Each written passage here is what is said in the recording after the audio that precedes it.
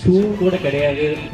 வெறுங்காலில் தான் ஒரு 3 years training பண்ணுவேன். அதை வச்சு தான் போவேன். ஒரு நல்ல சாப்பாடு கிடையாது வீட்டில். அப்பா அம்மாலாம் கூலி வேலைக்கு தான் போகிறாங்க. எங்கள் வீட்டில் 5 பேர், 3 சிஸ்டர். நம்ம ஊரில் ஒரு நிறைய டிஸ்ட்ரிக்ஸில் அந்த பழக்கம் இருக்குது. என்னன்னா, யாராவது ஒருத்தர் ஒரு துறையை தேர்ந்தெடுத்து அதுக்கு போய் ப்ராக்டிஸ் பண்ணுறோம் அப்படின்னா அதை வந்து மோட்டிவேட் பண்ணவே மாட்டாங்க. டிஸ்கரேஜ் தான் பண்ணுவாங்க. நான் நிறைய இடத்துல பார்த்துருக்கேன். அதை என்னடா பேட்டு பாலுலாம் சுற்றிட்டு இருக்கேன், எப்படிதான் குடும்பத்தை காப்பாற்ற போகிறோம் அப்படின்னு என் கண்ணு முன்னாடியே நிறைய வாட்டி பேசியிருக்காங்க. அந்த மாதிரி சொன்னவங்க தான் இப்போ என் முன்னாடி எனக்கு அப்பவே தெரியும் பையன் அப்படி வருவான் அப்படின்னு. இதுதான் உலகம்.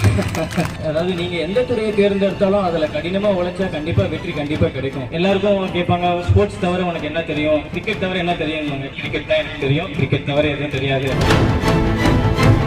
எல்லாருக்கும் எல்லா லைஃப்ல கஷ்டங்கள் கண்டிப்பா வந்துதான் இருக்கும். ஸோ இல்லாமலாம் யாரும் சாதிக்கவே முடியாது. கஷ்டப்பட்டாதான் அதுக்கான பலன் கிடைக்கும். ஏன்னா நான் அந்த மாதிரி இங்கதான் வந்திருக்கேன். ஸோ என்ன சார், நானும் கவர்மெண்ட் ஸ்கூல் தான் படித்தேன். ஸோ என்னை பற்றி கொஞ்சம் பேசி எங்களுக்கு நான் கடந்த அந்த பாதைகளை எங்ககிட்ட கொஞ்சம் ஷேர் பண்ணிக்கிறேன். நான் நிறைய சிட்டி சைட்லாம் நிறைய எதுவுமே அட்டன் பண்ணதில்லை. நிறைய வில்லேஜில் வந்து நிறைய பசங்களை மோட்டிவேட் பண்ணோம். இங்கிருந்து என்ன மாதிரி ஸ்போர்ட்ஸ்லையோ இல்லை படிப்புலையோ இல்லை ஏதோ ஒரு துறையில் பெரிய லெவலில் வரணுங்கிறதுக்காக தான் இவ்வளோ தூரம் வந்திருக்கோம் நான் அவங்களுக்காக. ஸோ நான் என்ன சொல்கிறேன்னா, ஸ்கூல் கிரவுண்டில் வந்து ஷூ கூட கிடையாது. வெறும் ரன்னிங் ஓடுறதுக்கு அப்போ வந்து ஜிம்மு அது இது எதுவுமே கிடையாது. வெறுங்காலில் தான் ஒரு 3 இயர்ஸ் ட்ரைனிங் பண்ணுவேன். அதை வச்சு தான் போவேன். ஒரு நல்ல சாப்பாடு கிடையாது வீட்டில். அப்பா அம்மாலாம் கூலி வேலைக்கு தான் போகிறாங்க. எங்கள் வீட்டில் 5 பேர், 3 சிஸ்டர். ஸோ நான் தான் பெரிய பையன். நம்ம ஊரில் ஒரு டிஸ்ட்ரிக்ஸில் ஒரு நிறைய டிஸ்ட்ரிக்ஸில் அந்த பழக்கம் இருக்குது. என்னன்னா, யாராவது ஒருத்தர் ஒரு துறையை தேர்ந்தெடுத்து அதுக்கு போய் ப்ராக்டிஸ் பண்ணுறான் அப்படின்னா அதை வந்து மோட்டிவேட் பண்ணவே மாட்டாங்க. டிஸ்கரேஜ் தான் பண்ணுவாங்க. நான் நிறைய இடத்துல பார்த்துருக்கேன். அதை ஒரு பிடிச்ச விஷயத்த பண்றாங்க அப்படின்னா அதுக்கு வந்து நிறைய பேர் அது வந்து ரொம்ப டிஸ்கரேஜ் பண்ணுவாங்க. என்னையே பண்ணியிருக்காங்க.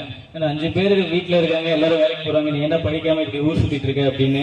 அதுல என்னடா பேட்டு பாலுலாம் சுத்திட்டு இருக்கேன், எப்படிதான் குடும்பத்தை காப்பாற்ற போற அப்படின்னு என் கண்ணு முன்னாடியே நிறைய வாட்டி பேசியிருக்காங்க.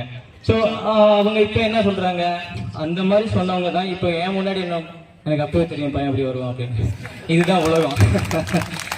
ஸோ நம்ம அதை பத்தி அதாவது நீங்க எந்த துறையை தேர்ந்தெடுத்தாலும் அதுல கடினமா உழைச்சா கண்டிப்பா வெற்றி கண்டிப்பா கிடைக்கும். அது வந்து நீங்க மற்றவங்களுக்காக வாழ வேணாம், உங்களுக்காக, உங்க பிடிச்சதுக்காக, உங்க பிடிச்ச விஷயத்துக்காக நீங்க அதை வாழ்ந்தா போதும். அதை நோக்கி பயணம் பண்ணலாம். சார் சொன்னாங்க நிறைய விஷயங்கள் அந்த மாதிரி நடந்துட்டு இருக்கு. இப்ப ஊர்லலாம் நான் சின்ன பிள்ளையா இருக்கிறப்போ குழந்தைங்கள்லாம் எல்லா குழந்தைங்களும் தெருவில் எல்லாம் வந்து விளையாடுவாங்க. அப்ப அந்த நொண்டி, கோகோ இந்த மாதிரி நிறைய விஷயங்கள் நடக்கும். ஏன்னா மண்ணில் விளையாடுறது அவ்வளவு ஹெல்தி அப்படின்னு சொல்லுவாங்க. இப்ப இருக்கிற பசங்க பாதி பேர் கிடையாது. வெறும் குழந்தைங்க எல்லாம் செல்போன் இந்த மாதிரி அந்த மாதிரி இருக்காங்க. ஸோ என்ன சொல்ல வரேன்னா, ஸ்போர்ட்ஸ் வந்து எல்லாருக்கும் ஒரு அத்தியாவசியமான ஒரு விளையாட்டு. இந்த ஸ்போர்ட்ஸ் நான் கிரிக்கெட் மட்டும் சொல்ல மாட்டேன், நான் எல்லா ஸ்போர்ட்ஸும் தான் சொல்லுவேன். அதே மாதிரி நான் ஸ்போர்ட்ஸ் மட்டும் தான் இம்பார்ட்டன்ட் அப்படின்லாம் சொல்ல மாட்டேன். படிப்பு ரொம்ப முக்கியம். ஏன்னா நான் ரொம்ப அனுபவப்பட்டிருக்கேன். எனக்கு படிப்புக்கு ரொம்ப தூரம். ஆனா நான் ஒரு ஸ்டேஜுக்கு அப்புறம் படிப்பு இல்லாம ரொம்பவே கஷ்டப்பட்டிருக்கேன். போய் அங்க லாங்குவேஜ் ப்ராப்ளம் நிறைய வாட்டி நான் அனுபவிச்சிருக்கேன். ஸோ அதனால நான் சொல்றேன், ஸ்போர்ட்ஸும் முக்கியம் தான், படிப்பும் முக்கியம் தான், ரெண்டுமே முக்கியம் தான். நீங்க இந்த வயசுல 20 வயசுல ஓடினாதான் உங்க கோலை நோக்கி 30 வயசுல அடைய முடியும். அதுக்கப்புறம் தான் நீங்க லைஃபே ஸ்டார்ட் பண்ண முடியும். நீங்க இந்த 20 வயசுல நீங்க வந்து ஜாலியா இப்படி இருந்துட்டீங்களா, 30-50 வயசு வரைக்கும் நீங்க கஷ்டப்பட்டு தான் இருக்கும். இன்னைய வரைக்கும் நிறைய ஃப்ரெண்ட்ஸ் பார்த்துட்டு இருக்கேன், அந்த மாதிரி கஷ்டப்பட்டு இருக்காங்க. ஸோ ஸ்போர்ட்ஸ் வந்து ரொம்ப என்ன நான் இப்ப சொல்ல முடிச்சு பாருங்க. இப்படி சொல்லிட்டு இருந்தாங்க ஊர்ல எல்லாரும் இப்படிதான் சொல்லுவாங்க. நான் வந்து எனக்கு தெரிஞ்சது எல்லாருக்கும் கேட்பாங்க, ஸ்போர்ட்ஸ் தவிர உனக்கு என்ன தெரியும், கிரிக்கெட் தவிர என்ன தெரியும்.